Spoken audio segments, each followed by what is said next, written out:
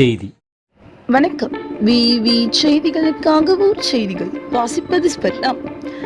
ஷோலிங்க ஸ்ரீ லக்ஷ்மி நரசிம்ம திருக்கோவிலில் மாசிமகம் 3 நாள் தெப்பல் திருவிழாவில் முதல் நாளான இன்று பக்சோத்திட்ட பெருமாள் ஸ்ரீதேவி பூதேவி சுவாமி தெப்பத்தில் எழுந்தருளி பக்தர்களுக்கு காட்சி தந்து அருள்பாலித்தார்.